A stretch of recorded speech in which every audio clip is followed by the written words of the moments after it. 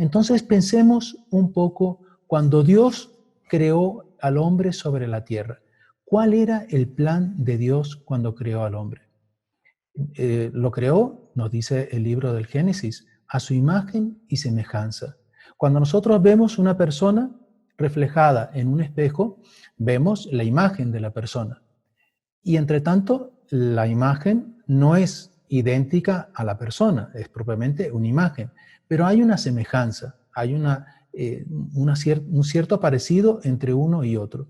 Por tanto, cuando Dios creó al hombre, imprimió en él la bondad, la belleza y las virtudes. El hombre en el paraíso, nuestros primeros padres, Adán y Eva, por tanto, tanto el hombre como la mujer, el género humano me refiero, tenían la ciencia infusa, que era el conocimiento de todas las cosas. No tenían enfermedades, no morían, tenían el don de la inmortalidad. Dios precisamente por el hecho de que les dio un alma. Cuando Dios creó al hombre en el paraíso, la principal semejanza con Dios era el ser espiritual. Sabemos que en la creación hay dos seres inteligentes, que son los ángeles y los hombres. Son las dos criaturas que Dios creó con inteligencia y por tanto más semejantes a Él. Entre tanto, los ángeles son solo espíritu. En el hombre vemos que hay una composición de cuerpo, por tanto de materia y de espíritu. La materia sabemos que va cambiando, ¿no? Y además de que va cambiando, tiene fin. La materia no es eterna. Entre tanto, Dios en su bondad infinita le dio, dándole al hombre un alma inmortal, permitió que ese cuerpo fuese también dotado de la inmortalidad. Evidentemente, después del pecado original, todo eso cambió, porque el pecado original, el pecado de nuestros primeros padres, de Adán y Eva, ¿qué hizo? Introdujo el mal dentro del paraíso. Es verdad que no alcanzó a penetrar propiamente en el paraíso porque inmediatamente que ellos cometieron el pecado, fueron expulsados del paraíso. Pero vemos cómo ese plan inicial de santidad de Dios, que lo había hecho el hombre a su imagen y semejanza, el pecado lo quebró. Vino la serpiente, tentó a Eva, Eva cayó, después fue a su esposo, a Adán, y Adán también cayó. Desobedecieron a Dios, hicieron, como dice el Génesis, quisieron ser como dioses. Y ahí se introdujo el pecado en el género humano. Ahora vemos que ese pecado, por tanto, vino a contradecir ese plan de santidad de Dios. Y es posible, por tanto, que una vez que el hombre pecó, ya no hubiese solución para la humanidad. Es posible que no hubiese una restauración. Y eso es justamente lo que vamos a ver ahora en el libro del Génesis, en este trecho que hemos seleccionado. Pero antes quería explicarle una cosa muy bonita, que el plan de Dios era que en el paraíso la humanidad fuese de tal manera desarrollándose, de tal manera perfeccionándose, que en algún momento se diese la encarnación de la segunda persona de la Santísima Trinidad. O sea, ese plan de Dios unirse a los hombres era un plan que estaba desde el principio. Y de tal manera, eso era así, de tal manera esa alegría de Dios de estar con los hombres, que todas las tardes Dios bajaba para hablar con Adán en el paraíso. Entonces Dios quería comunicarse y la comunicación más plena, más inimaginable incluso, era que Dios asumiese la naturaleza humana y encarnándose en la naturaleza humana y de esta manera hiciese parte de la historia de los hombres. Entre tanto, ese plan por el pecado ya no se pudo dar. Entonces leamos un poco el libro del Génesis, vamos a ver una diapositiva que tenemos aquí preparada. Entonces leamos aquí este trecho, que es un trecho que en el fondo es el sustento en las sagradas escrituras, de la Inmaculada Concepción. Entonces nos dice el libro del Génesis: el Señor Dios dijo a la serpiente: Ya está, escuchándote aquí. por haber hecho esto, maldita seas entre todos los animales y todas las bestias del campo. Te arrastrarás sobre el vientre y polvo comerás todos los días de tu vida. Pondré enemistad entre ti y la mujer, entre tu linaje y el suyo. Él te herirá en la cabeza, mientras tú le herirás en el talón. Entonces, este trecho del libro del Génesis nos habla como Dios, inmediatamente después del pecado de Adán y Eva, Él maldijo a la serpiente, pero también estableció una enemistad, que está aquí claramente: pondré enemistad entre ti y la mujer. Ya nos habla, por tanto, de una mujer. Claro, cuando Eva ya fue expulsada junto con Adán del paraíso, ellos esperaban que uno de sus hijos, una de sus hijas en concreto, fuese aquella del cual vendría el linaje, ¿no?, que heriría a la cabeza de la serpiente. Por tanto, desde el primer momento del pecado, ya Dios prometió la restauración a través de una mujer, a través de un linaje. Y es una enemistad que Dios estableció. Por tanto, el demonio quedó desde ese primer momento.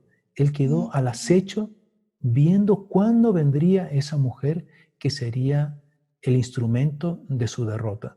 Y por tanto, desde ese primer momento ya se estableció una enemistad. Y el demonio, durante toda la historia de los hombres sobre la tierra, siempre fue un enemigo de esa restauración, de esa mujer a través de la cual vendría esa restauración.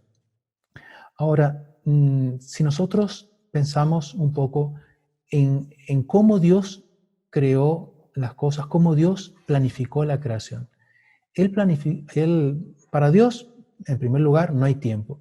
Entonces, para Dios, Él piensa primero en el modelo de todas las cosas, y en función de ese modelo, Él hizo toda la creación. Ahora, ¿cuál es el modelo para toda la creación?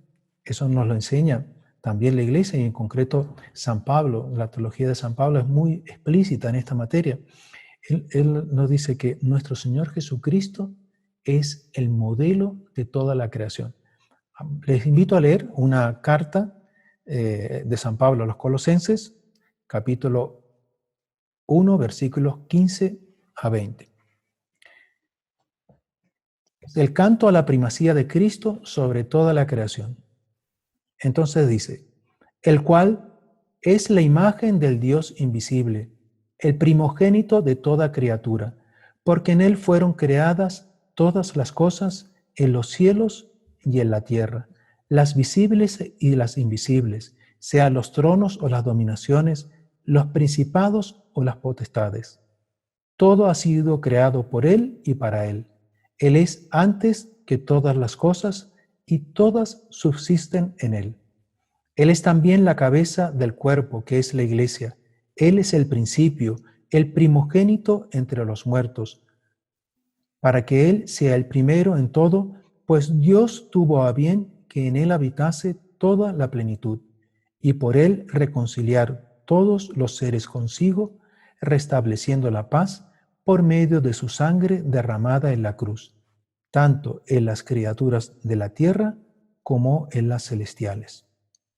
Ahí podemos parar con este trecho, pero vemos que es un trecho lindísimo. Nos muestra cómo nuestro Señor, muriendo en la cruz, como en Él estaba contenida y representada toda la creación, con ese sacrificio Él restauró el pecado. Si nosotros pensamos, juntamos los pecados de todos los hombres a lo largo de toda la historia de la humanidad. Todos esos pecados son restaurados por el mérito infinito de nuestro Señor Jesucristo, que siendo hombre, pero al mismo tiempo siendo Dios, cualquier acto de nuestro Señor Jesucristo, por ende, evidentemente, la muerte en la cruz, pero una lágrima de nuestro Señor Jesucristo, una sonrisa de Él, tiene un peso, un contenido, una sustancia divina, y por tanto, ya es capaz, por su mérito infinito, de apagar, de borrar todos los pecados de los hombres. Entonces, y de tal manera, esa identidad entre nuestro Señor Jesucristo y Dios, porque es Dios y hombre verdadero, que cuando el apóstol Felipe, eso lo leímos hace poco en las misas, ¿no? En las lecturas de las misas, él le pregunta, Señor, muéstranos al Padre. Y nuestro Señor, ¿qué le dice al apóstol San Felipe? Eso está en el Evangelio de San Juan, capítulo 14, versículo 9. Le dice, Felipe, quien me ve, ve al Padre. Porque claro, si Dios Padre se encarnase, la naturaleza de Él sería como la de nuestro Señor Jesucristo. Si el Espíritu Santo se encarnase en la naturaleza humana, también la fisonomía humana del Espíritu Santo sería como la de nuestro Señor Jesucristo. Entre tanto, vemos que nuestro Señor, en Él no hay persona humana, hay persona divina. Y por tanto, la diferencia entre cualquier criatura y nuestro Señor es una diferencia infinita, porque es la diferencia entre Dios y la criatura. Y por eso Dios, en su misericordia y en su bondad, quiso colocar a la altura nuestra una criatura que fuese el puente para llegar a nuestro Señor Jesucristo. ¿Y quién es esa criatura? Pues María Santísima. Y María Santísima, parafaseando al Génesis, el Génesis en el capítulo 2, versículo 18, él dice que Adán en el paraíso estaba feliz, estaba contento, pero no estaba contento del todo. A pesar de que, imagínense, Dios todas las tardes bajaba a hablar con él al paraíso. Tenía la naturaleza, las flores, los animales, todo era una armonía en relación al hombre. Pero entre tanto él sentía que le faltaba algo.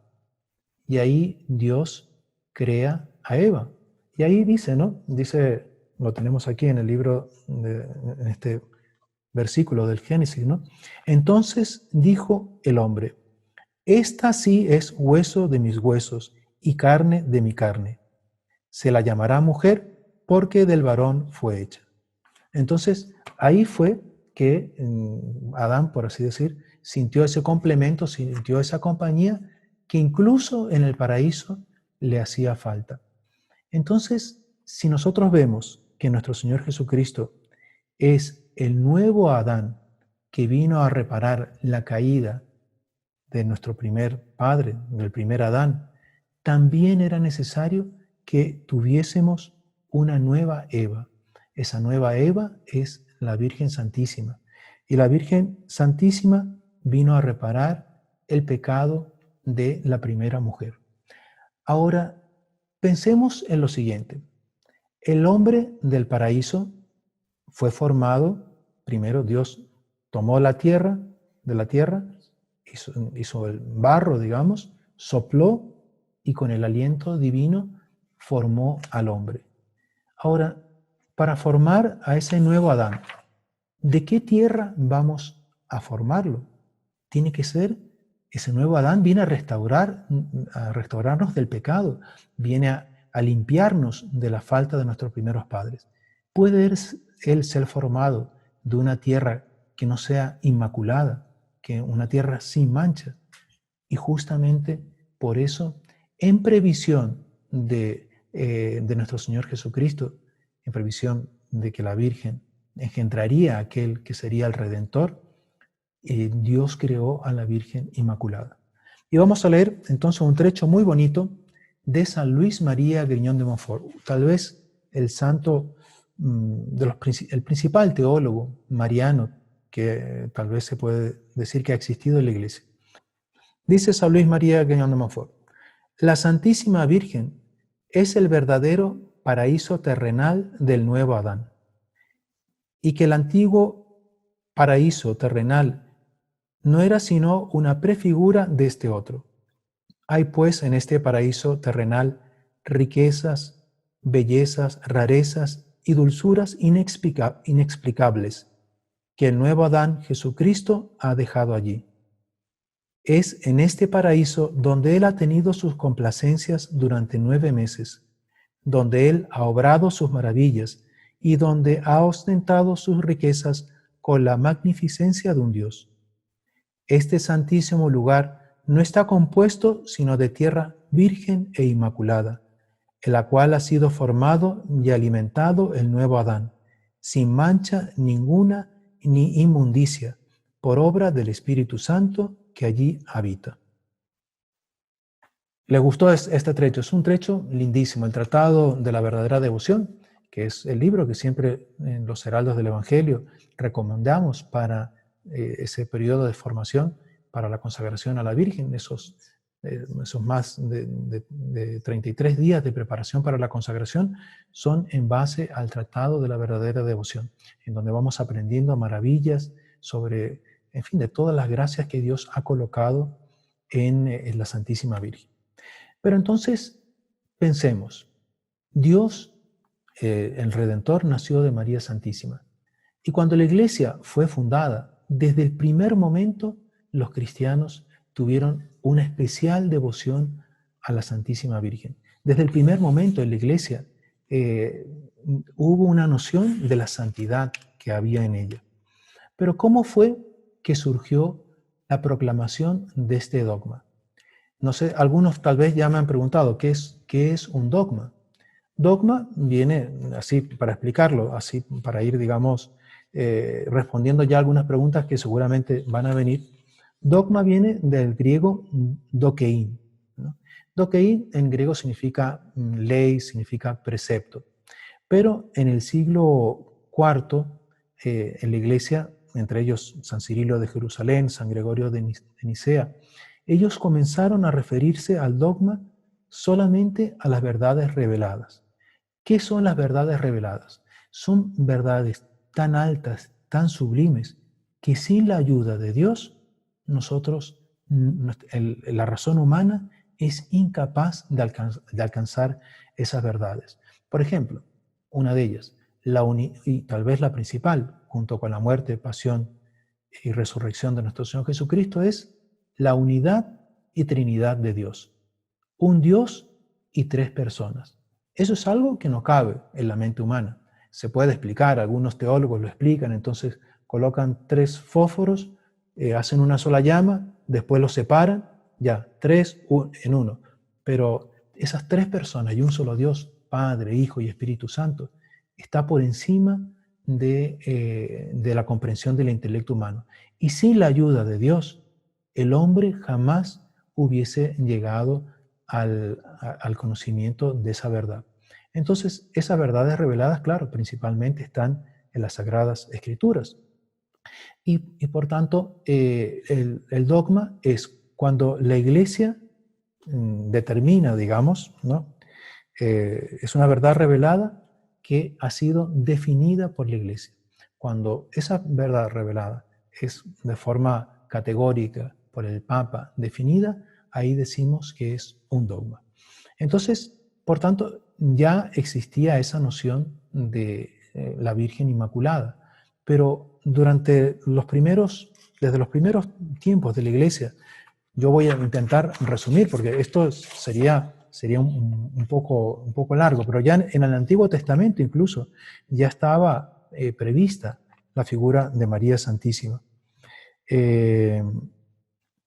Pero, a ver, para contarles, por ejemplo, San Hipólito en el año 235 comparaba, decía, el Señor estaba exento del pecado, habiendo sido formado de un leño no sujeto a la corrupción humana, es decir, de la Virgen y del Espíritu Santo.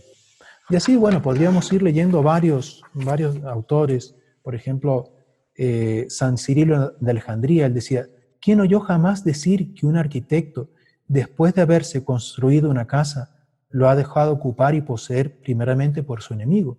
Entonces, ¿cómo es posible que Dios hubiese creado a la Virgen, el seno virginal de María, y hubiese permitido que entrase el enemigo, que entrase el pecado en María Santísima que habría de engendrar a nuestro Señor Jesucristo por obra del Espíritu Santo, jamás. Pero bueno, esto fue creciendo en Oriente, en el siglo V, ya había una fiesta en honor a la concepción de María.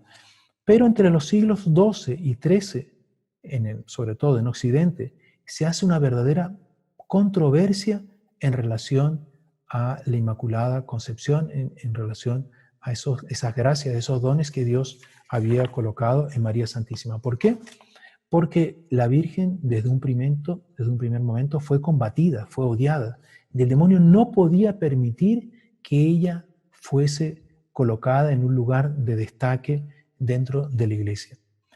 La orden franciscana fue una de las órdenes religiosas que más se destacó por defender la Inmaculada Concepción de María. Entre ellos, un beato, el beato Duns Scoto. Él decía una cosa muy bonita. Se las leo en latín, pero les traduzco. Potuit, decuit, ergo fecit.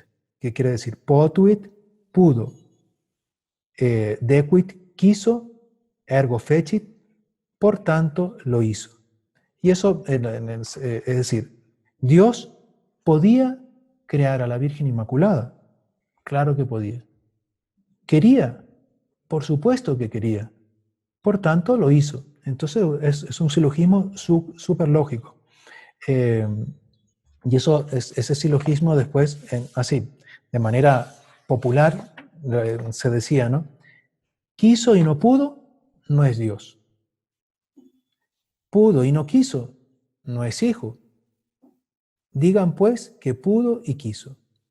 Y entonces, claro, es evidente que Dios quería que la madre de la segunda persona de la Santísima Trinidad, de su Hijo, de nuestro Señor Jesucristo, fuese inmaculada. Entre tanto, a pesar de todo ese movimiento, porque esto se extendió por las universidades de Europa, para recibir el título de las universidades europeas, había que proclamar que la Virgen era inmaculada, había que creer en la Inmaculada Concepción. Los reyes, en concreto los reyes de España, las órdenes de caballería, fueron muchos los que defendieron la Inmaculada Concepción de María. Entre tanto, en América, por ejemplo, en América, el Colón, cuando llegó, a la primera isla le puso el nombre de San Salvador, a la primera isla que descubrió, y a la segunda le puso Santa María de la Concepción. Hay muchas capillas, iglesias, hay mucha devoción a la Inmaculada Concepción a lo largo de toda América, de norte a sur. Y incluso hay naciones que están consagradas a la Inmaculada Concepción, por ejemplo Nicaragua, ¿no? Nicaragua el 8 de diciembre se celebra así de una manera súper, con mucho entusiasmo, con mucho fuego. Y ellos tienen un grito muy bonito que dicen, que lo gritan en ese día: ¿quién es la causa de nuestra alegría? La concepción de María. Entre tanto, a pesar de todo este movimiento de piedad que yo, en fin, he resumido muchísimo, en toda la cristiandad no salía la definición del dogma de la Inmaculada Concepción. ¿Por qué? Porque el demonio, en definitiva, no quería que ese dogma fuese proclamado. Imagínense, en 1546, el Concilio de Trento dijo: no entendía comprender a la Santísima Virgen María entre los alcanzados por su decreto sobre el pecado original. En 1547, San Pío V condenó la doctrina que atacaba a la Inmaculada Concepción. En 1617, Paulo V, y en 1661, Alejandro VI, son dos papas, ¿no? Prohibieron que directa o indirectamente se pueda poner en duda la Inmaculada Concepción. Pero entre tanto, la Iglesia no proclamaba el dogma. ¿Qué fue lo que ocurrió entonces? ¿Será que Dios iba a permitir que las cosas se quedasen así? Ahí vino una intervención de la Santísima Virgen, directo. La Santísima Virgen intervino en el panorama y, por así decirlo, esa balanza que había en esa lucha entre el bien y el mal, la Virgen puso su pie bendito y la balanza se inclinó en el sentido del bien. ¿Y cuál fue qué fue la actitud? ¿Cuál fue la actitud de la Virgen que inclinó la balanza? Fue la aparición de María Santísima en la Rue de Bac en 1830. Ahí lo vamos a ver. Ahí la Santísima Virgen se le apareció a Santa Catalina Labouré y le dio la medalla milagrosa. Fue conocida como medalla milagrosa por los milagros que obró. Pero fíjense, la Virgen le describió cómo tenía que ser la medalla. ¿Y cuál fue la frase que pidió que fuese colocada en la medalla? Oh María, sin pecado concebida, rogad por nosotros que recurrimos a vos. Entonces, en el fondo, ¿qué era? Era la proclamación de la Inmaculada Concepción. María, sin pecado, sin ninguna mancha de pecado, desde el primer instante de su ser natural. Por tanto, desde que fue concebida, ya fue preservada de la mancha original. Y entonces el dogma fue proclamado ya la medalla milagrosa fue en 1830 y la proclamación del dogma fue en 1854. Fue el Papa Pío IX que en la ciudad de Roma proclamó el dogma de la Inmaculada Concepción. Entonces, les gustaría escuchar leer algunos trechos de la proclamación del dogma, que es realmente lindísimo. ¿Me acompañan o están cansados? ¿Sí? ¿Vamos? Ahí ven ustedes, bueno, primero una imagen muy bonita, que es el Papa con los obispos proclamando el dogma de la Inmaculada Concepción y al mismo tiempo el cielo participando, ¿no? Está arriba María Santísima con su vestido, ¿no? Tan característico de la Inmaculada Concepción, con ese manto azul. Está nuestro Señor, el Padre, el Hijo, ¿no? El Espíritu Santo también, en fin, los santos. Está la corte celestial presente en ese momento porque fue un momento de alegría para el cielo y para la tierra. Y entonces vamos a leer un poco, es un poquito largo, pero vale mucho la pena porque es lindísimo. Entonces, son 3 trechos de un documento que es mucho más largo.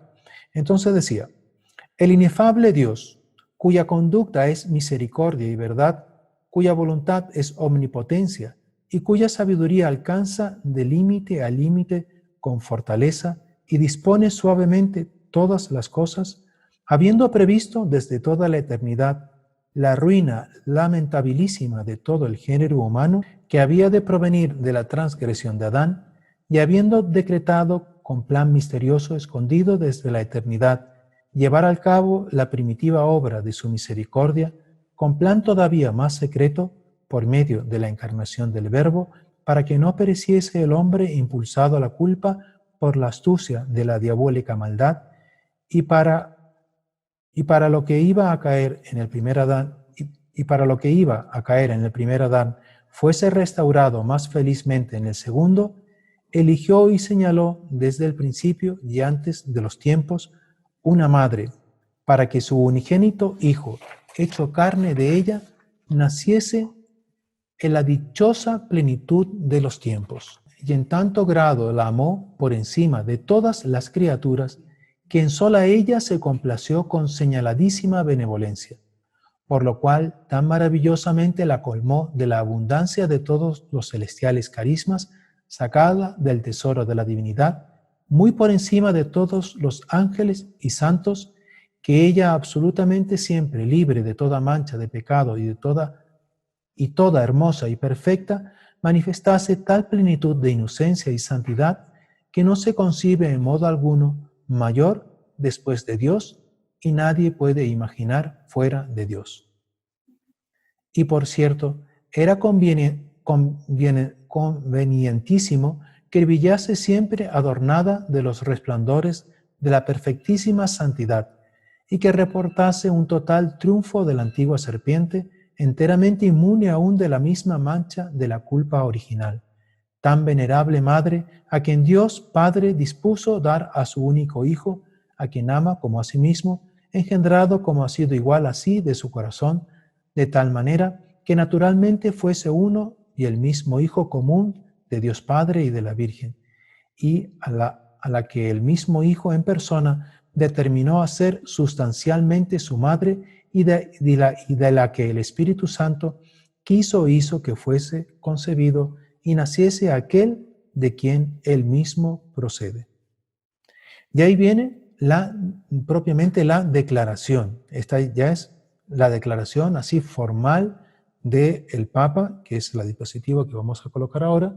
Declaramos, proclamamos y definimos que la doctrina que sostiene que la Beatísima Virgen María fue preservada inmune de toda mancha de la culpa original en el primer instante de su concepción, por singular gracia y privilegio de Dios omnipotente, en atención a los méritos de Cristo Jesús, Salvador del género humano, está revelada por Dios y debe ser, por tanto, firme y constantemente creída por todos los fieles. Entonces, esa es ya la declaración formal del pastor de la Iglesia, del Papa, ¿no?, sobre este dogma de la Inmaculada Concepción. Aquel que no cree en las verdades reveladas, y particularmente los dogmas que ya son definidos como verdad revelada por la Iglesia, se separa de la Iglesia. Aquel que niega los dogmas de la Iglesia cae en lo que se dice en herejía. ¿Quién es el hereje? Es el bautizado que, siendo bautizado, niega lo que la Santa Madre Iglesia ha definido como verdad revelada o ya lo ha proclamado como un dogma. Cae en la herejía y por tanto se aparta de la fe de la Iglesia. Ahora, qué bonito que el Papa haya declarado esto, ¿verdad? Y es también impresionante que poco tiempo después vimos, ¿no?, que la proclamación del dogma de la Inmaculada fue, a ver, yo tenía aquí por aquí la fecha anotada, la proclamación del dogma fue el 8 de diciembre de 1854. ¿Qué ocurrió 4 años, casi 4 años después, el 11 de febrero de 1858? Lo vamos a ver ahora. Ponga la siguiente diapositiva. Ese día, el 11 de febrero, ya muchos ya se dieron cuenta, fue la aparición de la Virgen en Lourdes, en Francia, ¿no? Eso está en la anterior. Y cuando la Virgen se le apareció a Santa Bernadette, ahí en Lourdes, Santa Bernadette le preguntó: Señora, me preguntan quién eres, ¿qué debo decir? ¿Y qué le dijo la Virgen? Yo soy, era la Inmaculada Concepción. Incluso se lo dijo ahí en Lourdes, en la frontera de Francia, por tanto, con España, el Rosellón. Se hablaba un dialecto que era más mitad español, mitad francés. Y se lo dijo, la Virgen le habló en dialecto, en el dialecto que ella hablaba, ¿no? Entonces le dijo que era Inmaculada Concepción. Bueno, no sé si se pronunciaba así en el dialecto, pero bueno, en definitiva, ¿qué hizo la Virgen? La Virgen vino a ratificar que ella era la Inmaculada Concepción. Entonces, después de la definición dogmática por parte del Papa, María Santísima se apareció sobre la tierra en Lourdes, que Lourdes es una especie de volcán de gracias para toda la humanidad. Y ahí ella dijo que era la Inmaculada Concepción.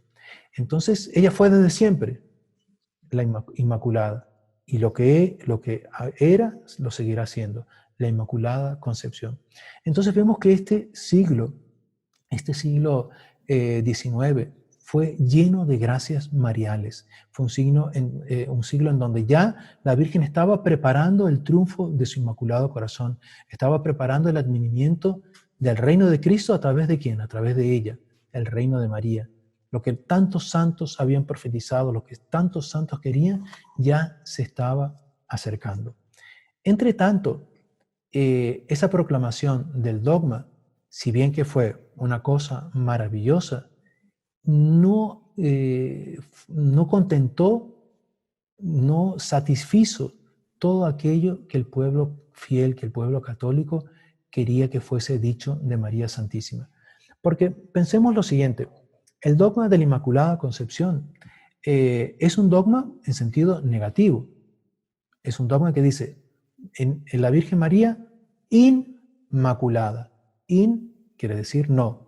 Mácula es mancha.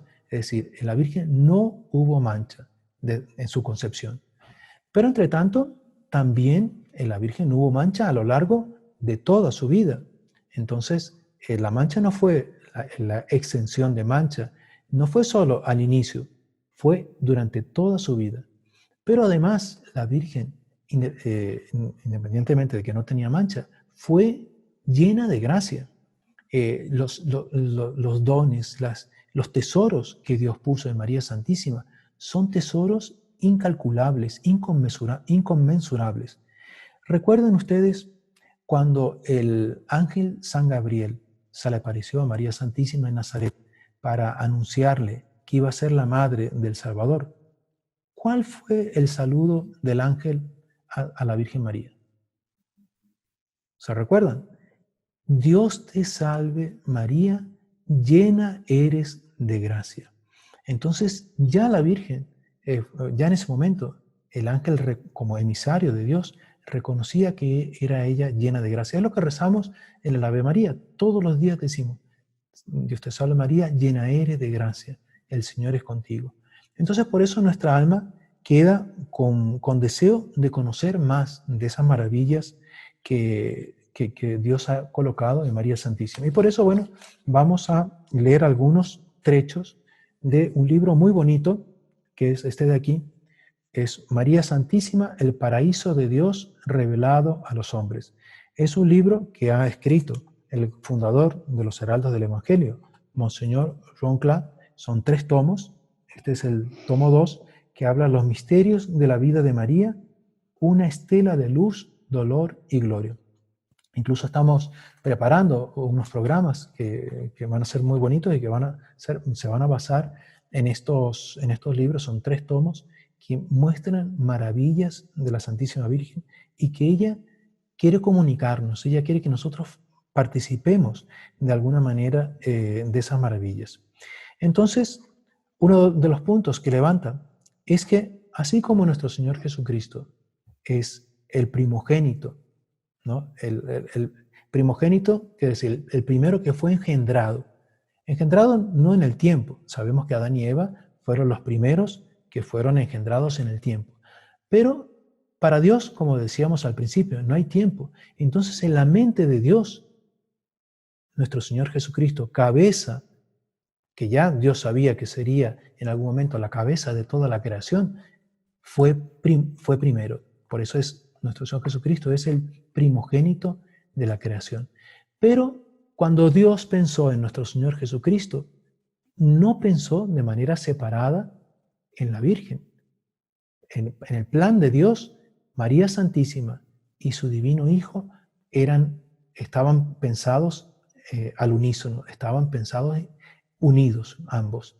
Por tanto, podemos decir también que la Santísima Virgen es primogénita también de la creación y que en toda la creación, por tanto, así como nuestro Señor Jesucristo, como leíamos en esta carta de San Pablo a los Colosenses, así como nuestro Señor Jesucristo es el modelo de todo lo creado, también la marca de María Santísima está presente en toda la creación. Cuando nosotros vemos el mar, las estrellas, los vientos, los pájaros, las flores, en todo eso nosotros podemos notar una marca de la Santísima Virgen.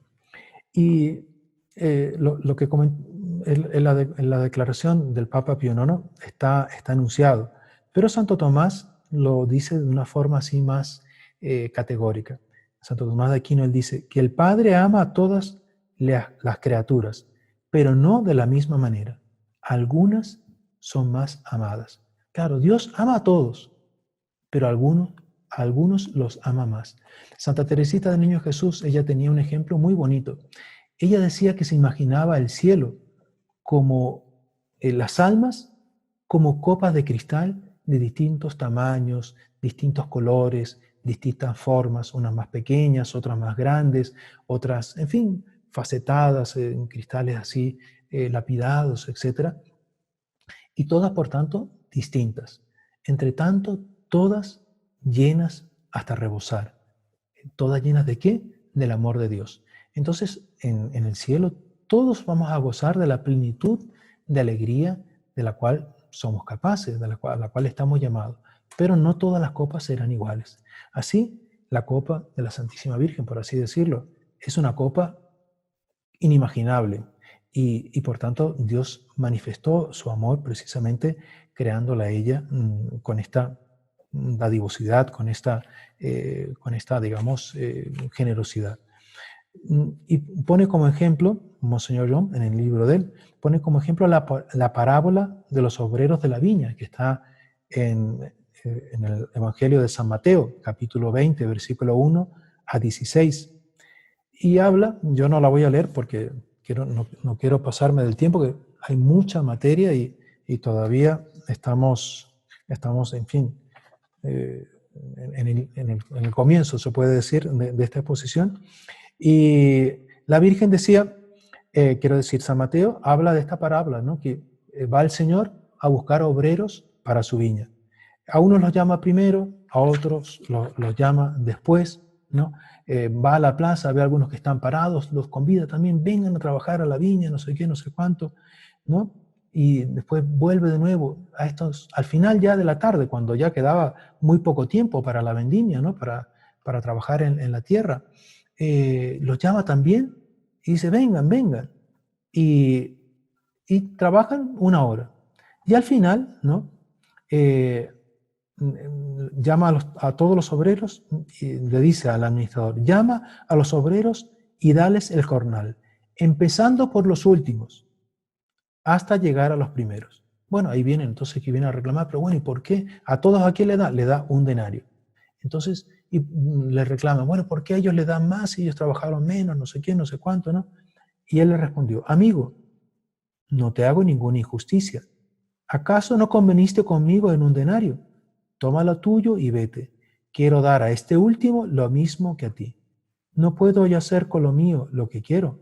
Pues que vas a ver con malos ojos que yo sea bueno. Así los últimos serán los primeros y los primeros los últimos. Entonces dice Monseñor, María Santísima es la criatura que recibió de la mano dadivosa de Dios el más alto salario. Claro, porque Dios la llenó de dones, la llenó de gracias. Y con la Inmaculada Concepción, aquellos lindos días del Edén, del paraíso, ¿no? En donde era todo armonía, donde no había penetrado el pecado, fueron restaurados, ¿no? Y bueno, hay otros puntos que están cansados o seguimos, ¿sí? ¿Está animada? ¿Sí? Parece que están animados. Bueno, entonces vamos a seguir un poquito más para por lo menos Seguimos. completar una hora, una hora y cuarto de exposición y después damos paso a las preguntas. Otra cosa muy bonita, la Santísima Virgen desde el primer instante de su ser natural tuvo uso de razón. Cuando la Santísima Virgen fue concebida en el seno de su madre, Santa Ana, el primer acto de ella con el uso de razón fue hacer un acto de adoración a la Santísima Trinidad. Ella ya tuvo conocimiento, imagínense, una criatura en el vientre materno ya tuvo el conocimiento de la existencia de la Santísima Trinidad. Y si nosotros pensamos, hay algo que no me resisto a no dejar de comentarlo, porque Monseñor Lom, él, esto le encanta, digamos, es una cosa bonita. Él dice, bueno, primero cita al padre Rollo Marín.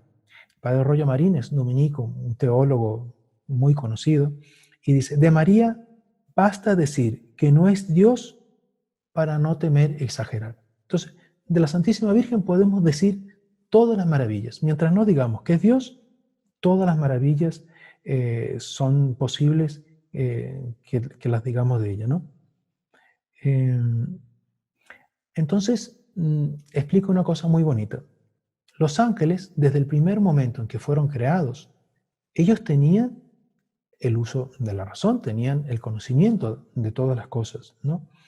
Eso evidentemente nadie lo admite, nadie lo niega. Después, San Juan Bautista, cuando la Virgen fue a visitar a su prima Santa Isabel, el niño, escuchando la voz de la Santísima Virgen, saltó de gozo en el seno de su madre. Por tanto, ese niño ya tenía el uso de razón. Si no lo tenía desde el momento que fue creado, con la voz de la Santísima Virgen, esa gracia fue introducida en el alma de él, ¿no? Entonces, nos dice, y esta citación, Monseñor John, le encanta, dice,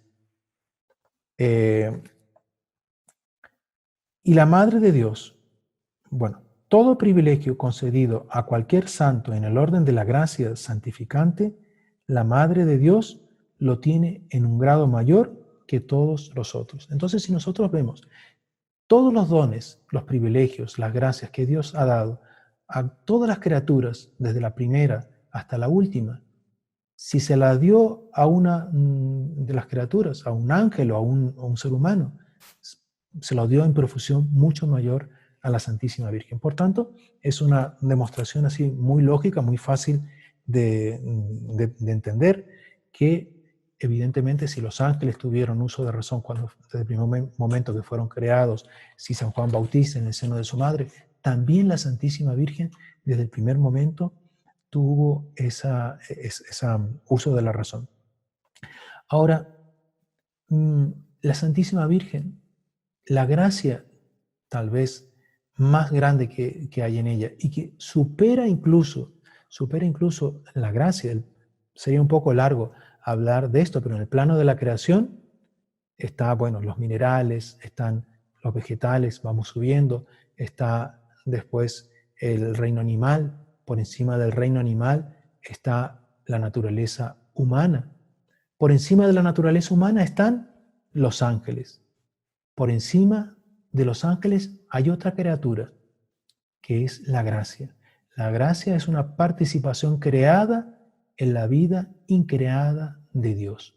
Pero hay algo que también tuvo un comienzo en el tiempo, que también, por tanto, está dentro del orden de lo creado y que es superior a la gracia, ¿no? Esa gracia que recibimos cuando somos bautizados, esa gracia santificante penetra en el alma del bautizado y de simples criaturas pasamos a ser hijos de Dios. ¿Por qué? Porque la naturaleza divina, el amor de Dios penetra en nuestras almas. Pero hay algo superior, que es la unión hipostática. Hipóstasis en griego quiere decir soporte. La unión hipostática es la unión de Dios con la naturaleza humana en la segunda persona de la Santísima Trinidad en nuestro Señor Jesucristo. Entonces esa unión de Dios con la humanidad de nuestro Señor Jesucristo es la unión, por tanto, de la misma Santísima Trinidad con la humanidad, con la naturaleza humana. Bueno, la Santísima Virgen, ella en cuanto Madre de Dios Hijo, esposa de Dios Espíritu Santo e hija predilecta de Dios Espíritu Santo, de Dios Padre, tiene una relación intimísima con la Santísima Trinidad. Y por eso en la teología se habla de que ella participa de esa unión hipostática. Entonces vean cuánta grandeza, cuánta maravilla hay en la Santísima Virgen. Y entre tanto, de la Santísima Trinidad, en determinado momento, la Santísima Trinidad se encontró como que en un callejón sin salida, en un impasse. ¿Y qué fue lo que pasó?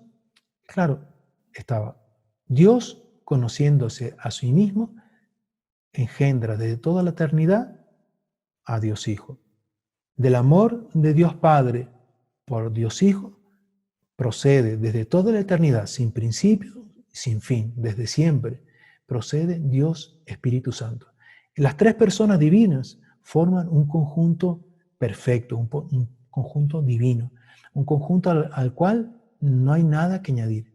Entre tanto, el amor de Dios quería transmitirse a las criaturas. Él quería crear, Él quería que ese amor se transmitiese, que ese amor, en fin, cuando vemos una madre, cuando vemos un padre que quiere darle algo a sus hijos, cuando vemos los rayos del sol iluminando sobre la tierra produciendo sus frutos, todo eso es manifestación de la dadivosidad de Dios, de cómo Dios quiere transmitirse, cómo Dios quiere darse.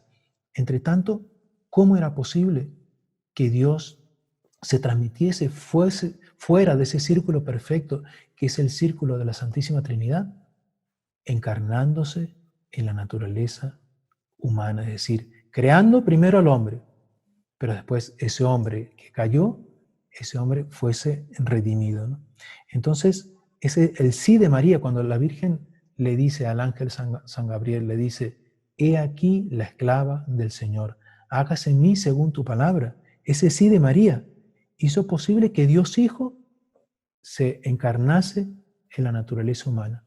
Y encarnándose en la naturaleza humana, reparase el pecado de los primeros hombres, ¿no? de nuestros primeros padres, ¿no?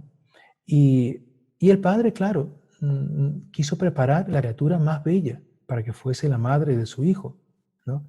Y la hizo semejantísima a Él, a Dios Padre. Y el Espíritu Santo se sintió tan atraído por la belleza, por el aroma de santidad de María Santísima, que dijo, yo quiero hacerla mi esposa fidelísima. Entonces vemos esa gracia en la Santísima Virgen, vemos esa unión con la Santísima Trinidad que hizo posible que la gracia de Dios se extendiese sobre los hombres, porque dice San Luis María Griñón de Montfort que Dios, a través del Espíritu Santo, engendra a nuevos hijos para la Iglesia, ¿no? Por tanto, nuevos hijos de Dios. Pero así como en el seno virginal de María fue engendrado nuestro Señor Jesucristo, esos nuevos hijos, Dios Espíritu Santo los engendra también en la Santísima Virgen. Ella es, por tanto, medianera de toda la gracia. En el seno virginal de María, el Espíritu Santo va formando a los nuevos santos, ¿no? Y por eso se dice, ¿no? Lo dice San Agustín, que la Virgen es forma Dei, es decir, la forma, el molde de Dios. Porque así como ella dio la forma a la humanidad de nuestro Señor Jesucristo, ella da la forma también a los santos, da la forma a todos los hijos de la Iglesia. Entonces, nosotros, en este capítulo, que es solo uno de los capítulos de este libro, Monseñor John, él pone una imagen lindísima. Él dice, la Virgen podemos compararla como un mar. Entonces, imaginemos el mar, un mar así plácido, o un mar con olas, un mar tempestuoso, en fin, todas esas manifestaciones caben en el alma de la Santísima Virgen. Pero un mar también que es tan profundo que solo Dios consigue penetrar hasta la profundidad de ese mar. Pero que es distinto al mar que nosotros conocemos. ¿En qué sentido? Cuando nosotros nos vamos sumergiendo en el mar, ese mar se va haciendo cada vez más oscuro. La luz del sol penetra cada vez menos. Entre tanto, cuando vamos penetrando en el mar de María Santísima, se va haciendo cada vez más luminoso. Vamos descubriendo bellezas nuevas, bellezas que no conocíamos. Entonces, Él nos convida a penetrar en este mar. Pero bueno, ya yo espero que no estén muy cansados, pero quiero dejarles un tesoro, porque claro, hemos visto cosas maravillosas de la Santísima Virgen, hemos comprendido por qué ella es inmaculada, pero no solo inmaculada, sino llena de gracia. Monseñor León, él cuenta un hecho así muy pintoresco. Él, estando en España, fue una vez a confesarse a la iglesia de los dominicos, que está en Madrid, en la calle Claudio Cuello, y fue a confesarse con un padre dominico. Y existe la costumbre en España y bueno, y en muchos países, cuando usted se arrodilla en el confesionario, le dice al sacerdote, Ave María Purísima. O el sacerdote le dice a usted y usted responde, sin pecado concebida. ¿Verdad? Yo creo que muchos lo conocen. Bueno, entonces él se arrodilló en el confesionario y le dijo al padre, Ave María Purísima. Y el padre le dijo, no, no, no, no, no. Sin pecado concebida no, en gracia concebida, ¿no? Para remarcar cómo la Virgen estaba llena de dones, ¿no? Pero bueno, yo quiero dejarles algo que les sirva, porque ¿en qué sentido? Es verdad que hemos visto estas maravillas de la Santísima Virgen, pero ¿cómo vamos a aplicar esto que hemos aprendido en nuestra vida del día a día? ¿Será que vamos a cambiar en algo? ¿Será que vamos a dar un paso en la línea del bien, en la línea de la virtud, en la línea de la unión con María Santísima? Yo quiero convidarles a dar un paso, que esta exposición no quede simplemente en algo que ilustró nuestro conocimiento, en algo que, en fin, que nos alegró, nos hizo bien, sino también en algo que nos permita a nosotros dar un paso en la línea de la virtud. Y para eso les voy a leer unos trechos de un artículo que escribió el profesor Plinio Correa de Oliveira. Él fue el que formó a nuestro fundador, a Monseñor Jonclá. Él escribía en un periódico en San Pablo, en la ciudad de San Pablo, en Brasil, que se llamaba Catolicismo. Y en septiembre del año 1954 escribió un artículo muy, muy bonito en donde él iba explicando, el artículo se llama así, La Santa Intransigencia, un aspecto de la Inmaculada Concepción.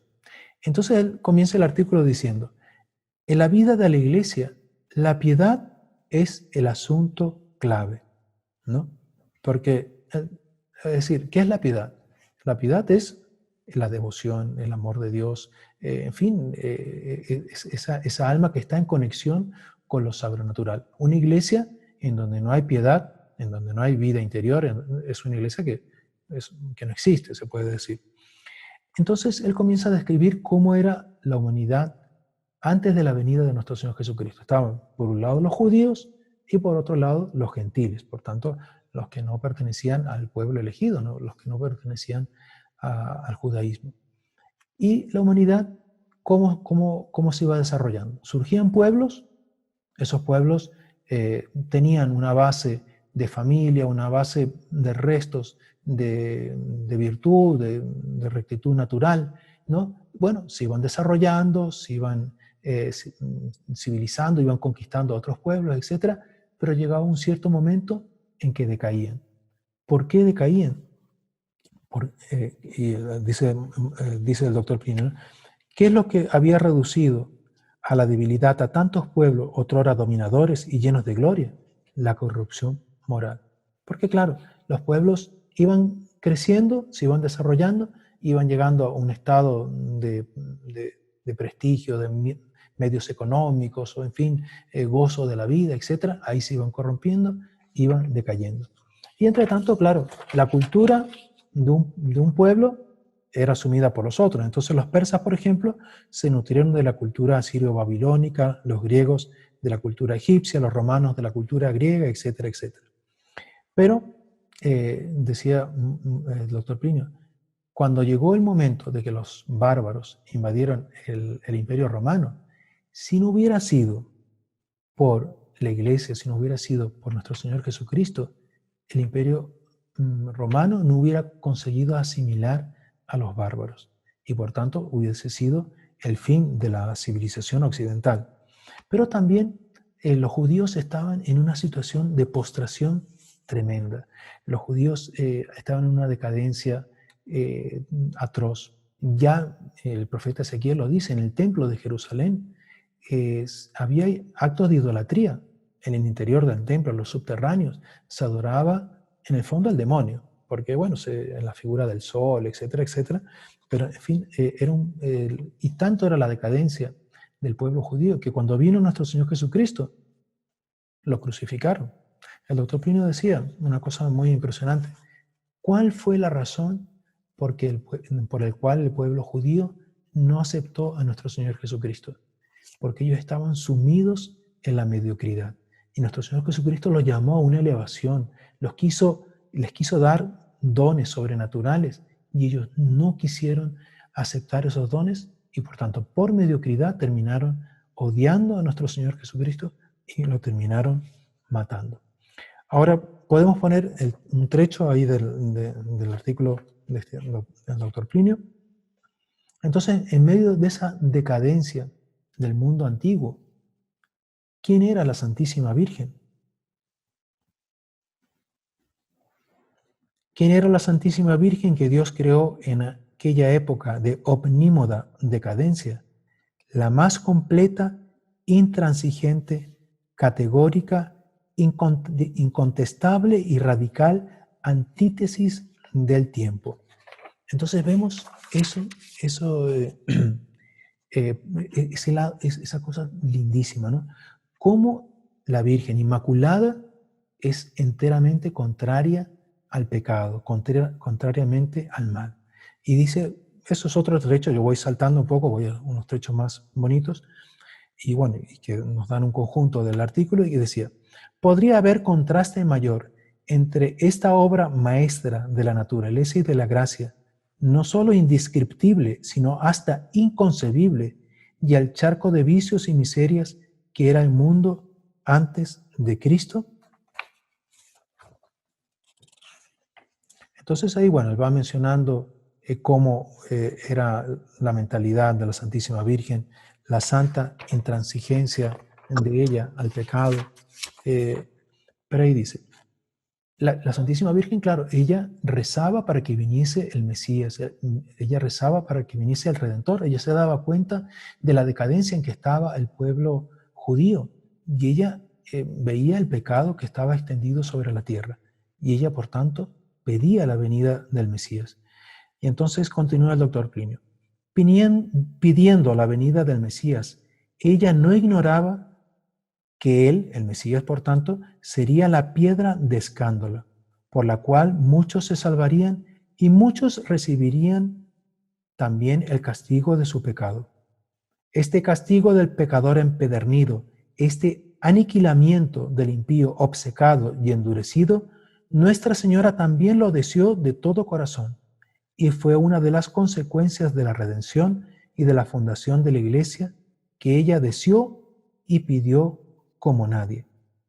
Por tanto, dice el doctor Plinio, admirable ejemplo de amor y de verdadero odio.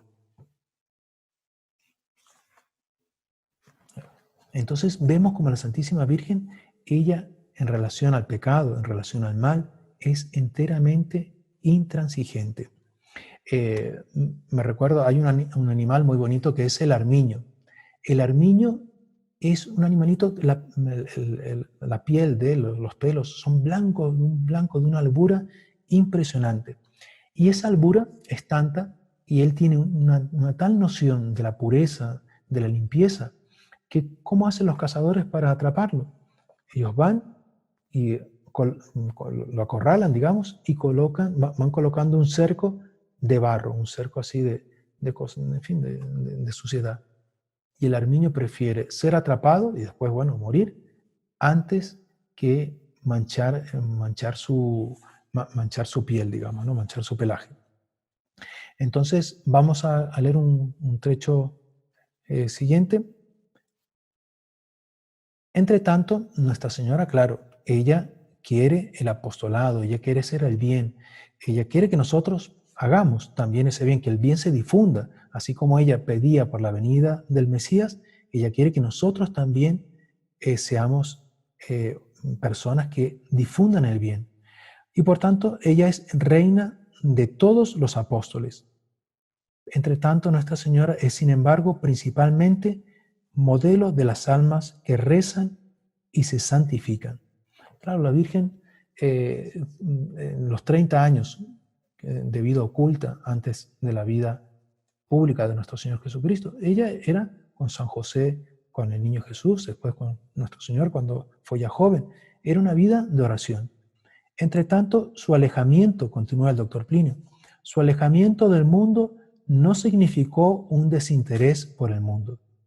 ¿Quién hizo más por los impíos y por los pecadores que aquella que para salvarlos voluntariamente consistió en la inmolación crudelísima de su Hijo infinitamente inocente y santo? ¿Quién hizo más por los hombres que aquella que consiguió que se realizase en sus días la promesa del Salvador? Entonces, claro, ¿quién hizo más? por los hombres, que aquella madre que ofreció a su hijo en holocausto, en la cruz, por amor a todos nosotros. Y aquí viene entonces la conclusión del doctor Plinio, que es una conclusión para cada uno de nosotros. Es una conclusión que él saca en base a la Inmaculada Concepción. Y a nosotros, ¿qué nos compete hacer? Luchar en todos los terrenos permitidos, con todas las armas lícitas, pero antes que nada, por encima de todo, confiar en la vida interior y en la oración. Es el gran ejemplo de Nuestra Señora. El ejemplo de Nuestra Señora solo se puede imitar con el auxilio de ella. Claro, sin el auxilio de María Santísima no tenemos fuerza para caminar en las vías de la santidad. Y continúa el doctor Plinio.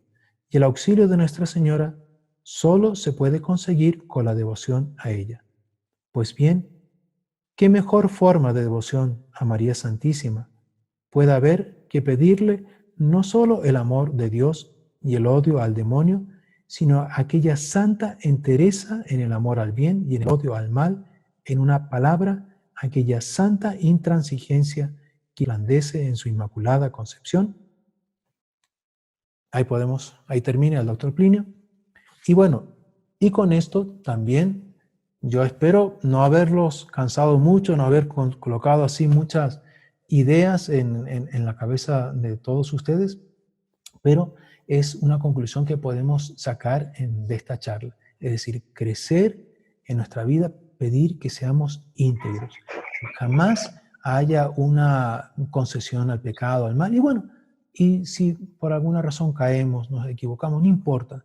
Nunca tenemos que desanimarnos, siempre tenemos que pensar que está ahí la Santísima Virgen queriendo ayudarnos, queriendo levantarnos, confiar en el auxilio maternal de ella. Bueno, con esto damos paso a las